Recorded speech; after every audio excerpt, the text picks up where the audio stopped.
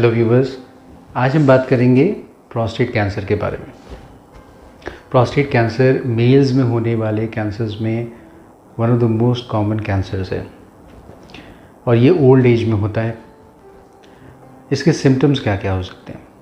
ये सिम्टम्स जो हैं ज़्यादातर वही सिम्टम्स हैं जो कि बिनाइन प्रोस्टैटिक हाइपरप्लेजिया यानी एज रिलेटेड प्रोस्टेटिक एनलार्जमेंट में हुआ करते हैं। आम तौर पे प्रोस्टेटिक मेलिग्नेंसी के पेशेंट बहुत लेट पहुंचते हैं यूरोलॉजिस्ट के पास, क्योंकि ये सिम्टम्स तो एज के साथ सभी को होते हैं। सिम्टम्स क्या हैं? दो सेट ऑफ सिम्टम्स।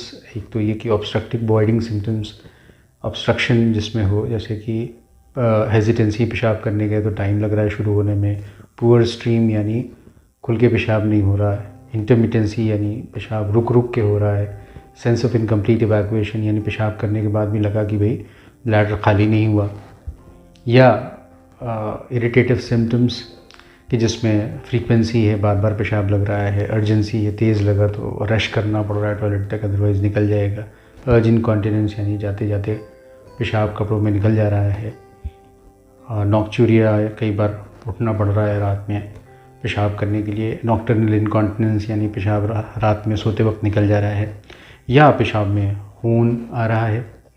बैक एक भी एक इम्पॉर्टेंट सिम्टम है। कई बार चूँकि प्रोस्टेटिक मेलिग्नेंसी बोन्स में स्प्रेड करती है और ख़ासकर जो आपका skeletal system, vertebral column, pelvis और फीमर्स, इसमें बहुत स्प्रेड करती है, तो कई बार ऐसे सिम्टम्स के साथ भी प्रेजेंटेशन होता है। कई बार पैराप्लीजिया के साथ भी प्रेजेंटेशन हो सकता है, यानी कि नाभि से नीचे का यानी दोनों पैरों में एकदम से वीकनेस आ जाए, आप बेडरिडन हो जाएं, मूव नहीं कर पा रहे हैं, ऐसा हो सकता है। कई बार यूरिनरी रिटेंशन के साथ प्रेजेंटेशन होता है, यानी पेशाब रुक गया और कैथेटर डालना पड़ रहा है मरीज़ को। तो ऐसे जो पेशेंट्स आते हैं जो कि कॉमन सिम्टोमेटोलॉजी के हैं, ये नहीं बता सकते कि किसी को बिनाइन प्रोस्टेट हाइपरप्लेजिया है या प्रोस्टेटिक कैंसर है, तो इसमें हिस्ट्री फिज़िकल एग्जामिनेशन इम्पॉर्टेंट है। फिज़िकल एग्जामिनेशन में भी ख़ासकर डिजिटल रेक्टल एग्जामिनेशन इम्पॉर्टेंट है, जिसमें हम गुदाद्वार के द्वारा उंगली डाल के, लैट्रिन के रास्ते उंगली डाल के प्रोस्टेट को फील करके देखते हैं कि उसकी कंसिस्टेंसी कैसी है। आमतौर पे फर्म कंसिस्टेंसी होनी चाहिए, जैसे कि आप अगर आप टिप ऑफ द नोज़ को दबाएं तो। प्रोस्टेटिक कैंसर में ये हार्ड कंसिस्टेंसी होती है या नॉडुलर होती है, जैसे आप मान लीजिए अपने माथे को दबाएं, ऐसी कंसिस्टेंसी। तो अगर किसी को रेक्टल एग्जामिनेशन में हार्ड प्रोस्टेट निकलता है तो बहुत सस्पिशन होता है कि ये मेलिग्नेंसी हो। फिर जो सेट ऑफ इन्वेस्टिगेशंस हम कराते हैं, जो उसमें होते हैं ultrasound, kidney, uterus, bladder region का, सीरम PSA बहुत इंपॉर्टेंट है। तो टोटल PSA किया जाता है टू बिगिन विद, यूरिन का examination to rule out any infection, routine examination in case अगर कोई इन्फेक्शन आपको लग रहा है तो कल्चर सेंसिटिविटी करा सकते हैं। उसके अलावा किडनी फंक्शन टेस्ट, यूरोफ्लोमेट्री जो कि आप BPH के लिए भी कराते हैं, वो भी। मान लीजिए कि ये PSA बढ़ा हुआ आता है, या तो आपका रेक्टल एग्जामिनेशन में हार्ड प्रोस्टेट फील हुआ या PSA बढ़ा हुआ आता है, तो मेलिग्नेंसी का शक बढ़ जाता है। PSA में भी एक फ्री PSA होता है और एक परसेंटेज फ्री PSA होता है। अगर परसेंटेज फ्री PSA 10% से के आसपास आ जा रहा है तो मेलिग्नेंसी के चांसेस काफ़ी ज़्यादा होते हैं। तो अगर किसी में सस्पिशन है कि मेलिग्नेंसी है तो क्या करना चाहिए?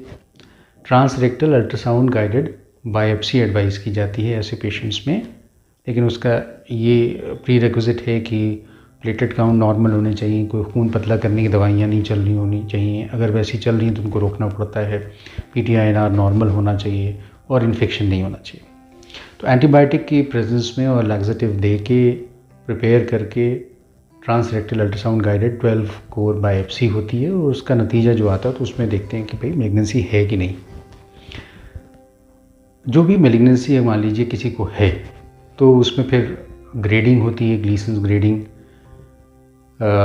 तो उसमें बेस्ट ऑफ 2 स्कोर्स लिया जाता है।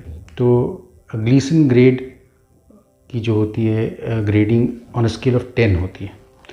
7 का जो स्कोर होता है 7, वो इंटरमीडिएट माना जाता है, उससे कम लो रिस्क होता है, उसके ज़्यादा जो होता है ना हाई रिस्क होता है। और ग्लीसन ग्रेड ग्रुपिंग भी की जाती है इसमें।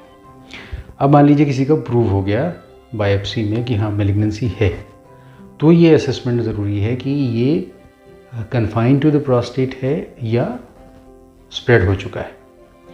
तो उसके लिए जो असेसमेंट होता है वो आज की डेट में तो हम लोग पेट स्कैन कराते हैं, PSA में पेट स्कैन कराते हैं कि जिसमें लोकल स्प्रेड भी मालूम चल जाता है और किसी ऑर्गन में ये डिज़ीज़ गई है कि नहीं ये भी मालूम चल जाता है। अब इसमें दो चीज़ें हो सकती हैं कि भाई rectal examination, Gleason scoring, PSA और PSA में पेट स्कैन पे जो हमारा इन्फ्रेंस आ रहा है वो ये है कि लोकलाइज डिजीज़ है, स्प्रेड नहीं हुआ है। तो उसमें हमारा गोल ऑफ ट्रीटमेंट को क्या होता है, क्योर होता है, एक सिरे से डिजीज़ को हटाना। तो ऐसे में रोबोटिक रेडिकल प्रोस्टेटेक्टमी एडवाइजेबल है या रेडिकल रेडियोथेरेपी भी एडवाइजेबल है। लेकिन मान लीजिए कि एडवांस मैलिग्नेंसी आ रही है कि जिसमें बोन्स तक गई हुई है डिज़ीज़, तो उसमें फिर हमारा गोल ऑफ ट्रीटमेंट क्या होता है कि डिज़ीज़ को कंट्रोल करना। एक सिरे से तो 100% नहीं जा सकती डिज़ीज़, लेकिन उसमें गोल ऑफ ट्रीटमेंट होता है डिज़ीज़ को कंट्रोल करना। लेकिन प्रोस्टेट कैंसर जो है एक हार्मोन डिपेंडेंट ट्यूमर है। वो हार्मोन टेस्टोस्टेरोन जो कि आपकी टेस्टिकल्स में बनता है, ठीक है। तो अगर हम ये हार्मोन हटा दें तो जो है प्रोस्टेट कैंसर के सिम्टम्स और जो क्वांटम डिजीज़ है वो बिल्कुल कंट्रोल में आ जाती है। अब इसके तरीके बहुत सारे हैं, वो सर्जिकली भी रिमूव कर सकते हैं आप टेस्टिकल्स को, या एक मेडिकल कैस्ट्रेशन है जिसमें कि आप ख़ास इंजेक्शन देते हैं जो कि ब्रेन के लेवल पे ऐड करते हैं और वो स्टिमुलस जो बन रहा है हाइपोथैलेमस से पिट्यूटरी तक जाने का, और फिर वो कि जिसमें कि टेस्टिकल्स पे ऐड करते हैं ये स्टिमुलस और टेस्टोस्टेरोन बनाता है, तो इस स्टिमुलस को कट करना पड़ता है।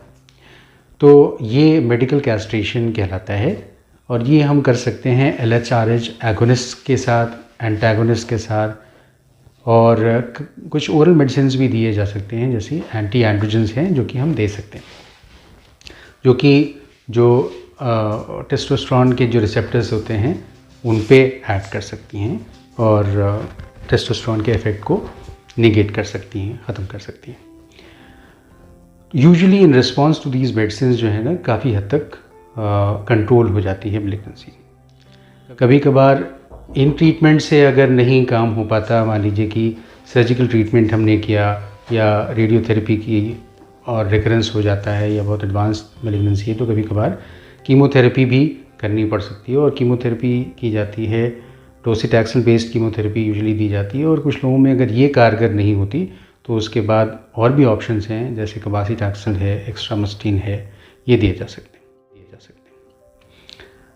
कई बार ट्रीटमेंट के बाद धीरे धीरे PSA दोबारा बढ़ने लगता है, तो ऐसे में दोबारा वर्कअप की ज़रूरत होती है। देखिए फॉलोअप बहुत ज़रूरी है इस ट्रीटमेंट में।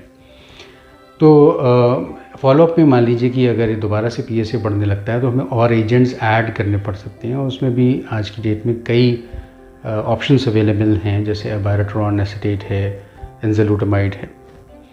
तो कहने का ये मतलब है कि प्रोस्टेट कैंसर जो है एक बहुत कॉमन सी मैलिग्नेंसी है, स्लो ग्रोइंग मैलिग्नेंसी। ऐसा नहीं कि आज मैलिग्नेंसी हुई और खुदा न खास्ता कल डेथ हो गई।